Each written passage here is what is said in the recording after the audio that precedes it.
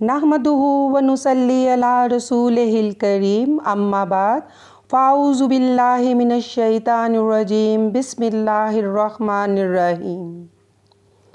Rabbi इश्रह ली सदरी व यस्सिर ली अमरी वहलुल उक़दतम मिन लिसानी यफ़क़हू क़ौली। रब्बि यस्सिर व ला तुअस्सिर रब्बना ज़िदना इल्मा।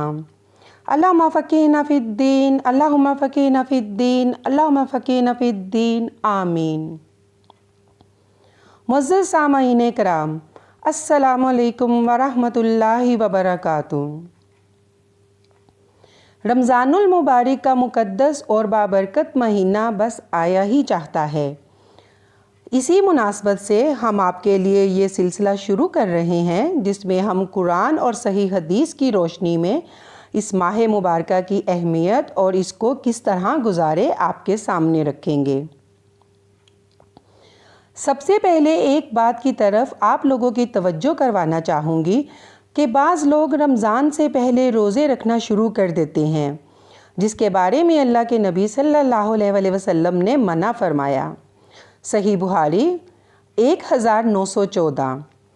अबू हुरैरा रज़ी अल्लाह ताला अन्हु ने कि नबी करीम सल्लल्लाहु अलैहि वसल्लम ने फरमाया, तुम में से कोई शख्स रमज़ान से पहले शाबान की आखिरी तारीखों में 1 या 2 दिन के रोज़े ना रखे। अलबत्ता अगर किसी को इनमें रोज़े रखने की आदत हो तो वो उस दिन भी रोज़े रख ले। सुनन इब्ने माजा 1651। अबू हुरैरा रज़ी अल्लाह ताला अन्हो कहते हैं कि रसूल अल्लाह सल्लल्लाहु अलैहि वसल्लम ने फरमाया, जब निस्फ शाबान हो जाए तो रोज़े ना रखो जब तक कि रमज़ान ना आ जाए। इसको अलबानी साहब ने सही कहा है। इन हदीसों में हमें बता दिया गया है कि इस्तकबाल रमज़ान के नाम पर या अपने आप को तैयार करने के नाम पर रमज़ान के करीब रोज़े रखना मना है। हाँ, अगर कोई बंदा रूटीन में रोज़े रखता है जैसे पीर और जुमेरात का और इन दिनों में ये रोज़े आ जाते हैं तो हम रख सकते हैं। अल्लाह के नबी सल्लल्लाहु अलैहि वसल्लम माह शाबान में बाकी महीनों की निस्बत ज़्यादा नफली रोज़े रखते थे। जैसे सही मुस्लिम की हदीस 2723। सैयदना अबू सलमा रज़ी अल्लाह ताला अन्हो ने सैयदा आयशा रज़ी अल्लाह ताला अन्हा से रिवायत की कि उन्होंने फरमाया, रसूल अल्लाह सल्लल्लाहु अलैहि वसल्लम किसी महीने में शाबान से बढ़कर रोज़े नहीं रखते थे। आप सल्लल्लाहु अलैहि वसल्लम फरमाया करते थे, उतने ही अमाल अपनाओ जितनों की तुम ताकत रखते हो, क्योंकि अल्लाह ताला हरगिज़ नहीं उकताएगा हत्ता कि तुम खुद ही अपने अमल करने से उकता जाओगे। और आप सल्लल्लाहु अलैहि वसल्लम फरमाया करते थे कि अल्लाह के यहाँ सबसे ज़्यादा पसंदीदा अमल वो है जिस पर अमल करने वाला हमेशा कायम रहे, चाहे वो थोड़ा ही क्यों ना हो। सुनन निसाई 2357। उम्मुल मोमिनीन आयशा रज़ी अल्लाह ताला अन्हा कहती हैं कि रसूल अल्लाह सल्लल्लाहु अलैहि वसल्लम पूरे शाबान के रोज़े रखते थे सिवाय चंद दिनों के। इसको भी अलबानी साहब ने सही करार दिया। रोज़ा यानी सौम का मतलब और उसकी तारीख़ और मुख्तलिफ़ अदयान में इसको किस तरह देखा जाता है। अल्लाह ताला कुरान में सूरह बकरा की आयत नंबर 183 में फ़रमाते हैं, ए ईमान वालो, तुम पर उसी तरह रोज़े फ़र्ज़ किए गए हैं जैसे तुमसे पहले लोगों पर फ़र्ज़ किए गए थे, ताकि तुम परहेज़गार बन जाओ। इस आयत में 3 बातें पता चलती हैं। 1, रोज़े मुसलमानों पर फ़र्ज़ हैं। 2, और उससे पहले की उम्मतों पर भी उसी तरह फ़र्ज़ थे। 3, और उसका मकसद ये है कि हम लोग परहेज़गार बन जाएं। सामईन कराम, जब कोई काम दीन में फ़र्ज़ कर दिया जाए तो इसका मतलब ये है कि वो काम लाजिम व मलजूम है और ना करने की सूरत में गुनाह होगा।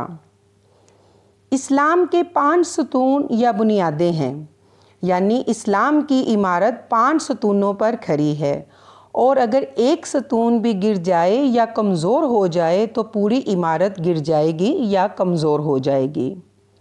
सही मुस्लिम की हदीस 114। سیدنا عبداللہ بن عمر رضی اللہ تعالیٰ عنہ سے روایت ہے کہ رسول اللہ صلی اللہ علیہ وآلہ وسلم نے فرمایا، اسلام بنایا گیا ہے 5 چیزوں پر۔ ایک، گواہی دینا اس بات کی کہ کوئی سچا معبود نہیں سوائے اللہ کے، اور محمد صلی اللہ علیہ وآلہ وسلم اس کے بندے اور اس کے رسول ہیں۔ دوسرا، نماز قائم کرنا۔ تیسرا، زکوٰۃ ادا کرنا۔ چوتھا، حج کرنا خانہ کعبہ کا۔ پانچواں، رمضان المبارک کے روزے رکھنا۔ اس آیت اور حدیث سے روزے کی اہمیت روزے روشن کی طرح واضح ہو جاتی ہے۔ صوم، جسے اردو زبان میں روزے سے تعبیر کرتے ہیں، کا لغوی معنی ہے رک جانا، اور اس کا شرعی معنی طلوع فجر سے لے کر غروب آفتاب تک تمام مفطرات یعنی روزہ توڑنے والی چیزوں سے بحالت ایمان اجر و ثواب کی نیت سے رک جانا ہے۔ سامعین کرام، رمضان المبارک کے روزے 2 ہجری میں فرض کیے گئے، اور نبی صلی اللہ علیہ وآلہ وسلم نے اپنی زندگی میں 9 برس رمضان المبارک کے روزے رکھے، اور روزے ہر مرد اور عورت پر بالغ ہونے پر فرض ہو جاتے ہیں۔ روزے کی اقسام۔ روزے کی 2 قسمیں ہیں: مشروع، جس کے رکھنے سے شرعاً ممانعت نہ ہو، یعنی شریعت میں اسے کرنے کو منع نہ کیا گیا ہو۔ غیر مشروع، جس کے رکھنے سے شرعاً ممانعت ہو، یعنی جس کو کرنے سے شریعت نے منع کیا ہو۔ پھر مشروع کی مزید 2 قسمیں ہیں: واجب اور نفل۔ پھر واجب بھی 2 طرح کے ہیں: واجب بالشرع، جسے اللہ تعالیٰ نے انسان پر فرض قرار دیا ہے، جیسے رمضان المبارک کے روزے اور کفارے کے روزے۔ واجب بالنفس، جسے انسان نے خود اپنے اوپر لازم کر لیا ہو، جیسے نذر و نیاز کے روزے۔ واجب کی طرح نفل بھی 2 طرح کے ہیں: مرغب فی، یعنی جس کی ترغیب دی گئی ہو اللہ کے نبی صلی اللہ علیہ وآلہ وسلم کی طرف سے، جس کے رکھنے پر شرعاً ترغیب موجود ہو، جیسے شوال کے 6 روزے، عرفہ اور عاشوراء یعنی 10ویں محرم کا روزہ۔ غیر مرغب فی، یعنی جس کی ترغیب اللہ کے نبی سے نہ ملے، جس کا رکھنا جائز ہو مگر اس کے بارے میں کوئی شرعی ترغیب نہ ہو۔ اگر کوئی بندہ اپنی مرضی سے نفلی روزہ رکھنا چاہتا ہے تو جب چاہے رکھ سکتا ہے۔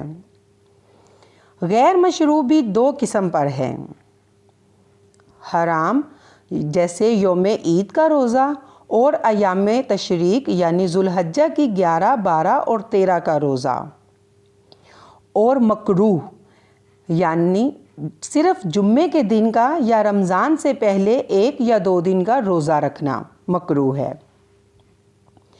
ایام تشریق کی حدیث سنن نسائی 3007، عقبہ بن عامر رضی اللہ تعالیٰ عنہ سے روایت ہے کہ رسول اللہ صلی اللہ علیہ وآلہ وسلم نے فرمایا، یوم عرفہ، یوم نحر اور ایام تشریق 11، 12، 13 ذوالحجہ کے دن ہم اہل اسلام کی عید ہیں اور یہ کھانے پینے کے دن ہیں۔ جمعے کے حوالے سے حدیث صحیح بخاری کی۔ ابو ایوب نے اور ان سے جویریہ بنت حارث رضی اللہ تعالیٰ عنہا نے کہ نبی کریم صلی اللہ علیہ وآلہ وسلم ان کے یہاں جمعے کے دن تشریف لے گئے۔ اتفاق سے وہ روزے سے تھیں۔ نبی کریم صلی اللہ علیہ وآلہ وسلم نے ان پر دریافت فرمایا کہ کل کے دن بھی تو نے روزہ رکھا تھا؟ انہوں نے جواب دیا کہ نہیں۔ پھر آپ صلی اللہ علیہ وآلہ وسلم نے دریافت فرمایا، کیا آئندہ کل روزہ رکھنے کا ارادہ ہے؟ جواب دیا کہ نہیں۔ آپ صلی اللہ علیہ وآلہ وسلم نے فرمایا کہ پھر روزہ توڑ دو۔ سلسلہ صحیحہ حدیث 885۔ سیدنا بشیر رضی اللہ تعالیٰ عنہ کہتے ہیں، میں نے رسول اللہ صلی اللہ علیہ وآلہ وسلم سے سوال کرتے ہوئے کہا، میں جمعے کے دن روزہ رکھوں گا اور اس دن کسی سے بات نہیں کروں گا۔ آپ صلی اللہ علیہ وآلہ وسلم نے فرمایا، تم جمعے کے دن کا روزہ نہ رکھو، الا یہ کہ کئی دنوں کے روزے رکھے اور بیچ میں جمعے کا دن آ جائے تو پھر کوئی حرج نہیں۔ رہا مسئلہ تیرا کسی کے ساتھ کلام نہ کرنے کا، تو میری عمر کی قسم، خیر کی بات کرنا اور برائی سے روکنا تیرے لیے خاموش رہنے سے بہتر ہے۔ سامعین کرام، آج کی نشست کے لیے بس اتنا ہی۔ اگلے حصے کے لیے ہم دوبارہ آپ کی خدمت میں حاضر ہوں گے انشاءاللہ تعالی۔ وآخر دعوانا ان الحمد للہ رب العالمین۔ السلام علیکم ورحمۃ اللہ وبرکاتہ۔